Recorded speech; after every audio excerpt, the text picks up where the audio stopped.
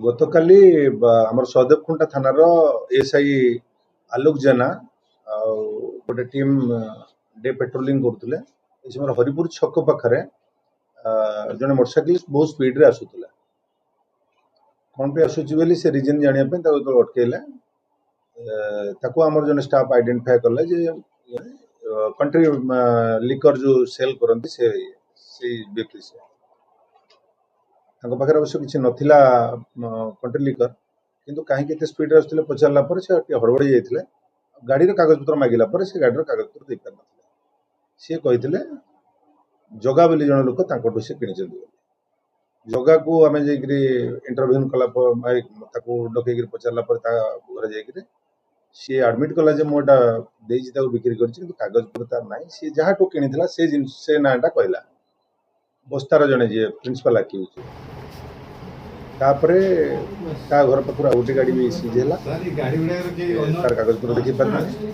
ଏଇ ଯୋଉ ଗାଡ଼ିଟି ସିଏ ଯୋଉ ଲୋକଠୁ କିଣିଥିଲେ ତାଙ୍କ ନାଁ ବିଷୟ ସମସ୍ତଙ୍କୁ ଆମେ ଜଣ ଉପରେ ଜଣେ ତଦନ୍ତ ଭିତରକୁ ଆଣିକିରି 4ଟି ଗାଡ଼ି ଆମର ସିଜ୍ ହେଲା ମୋଟରସାଇକେଲ।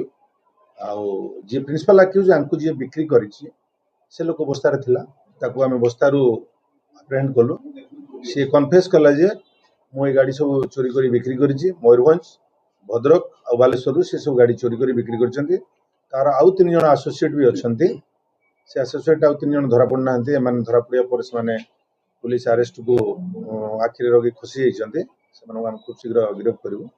ଏ ଭିତରେ ଆମେ ଜାଣିବାକୁ ପାଇଲୁ ଯେ 9ଟି ଗାଡ଼ି ଏମାନେ ଚୋରି କରିକି ବିକ୍ରି କରିଛନ୍ତି। ଏମାନଙ୍କର ମୋଡସ୍ ଅପରାଣ୍ଡି ହେଲା, ଏମାନେ ଚୋରି ଗାଡ଼ି କି ଇଏ ଚୋରି ଯୋଉ ବସ୍ତାର ଯୋଉ ଆକ୍ୟୁଜ ସେ ଚୋରି କରେ, ଚୋରି କରିକିରି ଏ ଗାଡ଼ି କି ଦେଶୀ ମଦ ଯୋଉମାନେ ବିକ୍ରି କରୁଛନ୍ତି ତାଙ୍କୁ ବିକ୍ରି କରିଦିଅନ୍ତି।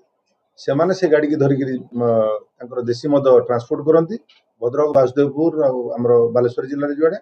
ଯଦି ପୁଲିସ କୋଉଠି ଇଣ୍ଟରଭ୍ୟୁ କଲା ବା ଧରିଲା ସେ ସେଠି ଗାଡ଼ି ଛାଡ଼ିଦେଇ ପଳାନ୍ତି। ଏ ସଂକ୍ରାନ୍ତରେ ଆମର ଗୋପାଳପୁର ଥାନାରେ 5ଟି ଗାଡ଼ି ସିଜ୍ ହେଇଛି 104/2025 କେସ୍ ନମ୍ବରରେ। ସେ ଗାଡ଼ି ଗୁଡ଼ିକ ଡିଟେକ୍ଟ ହେଲା ଏମାନେ ଚୋରି କରିଛନ୍ତି।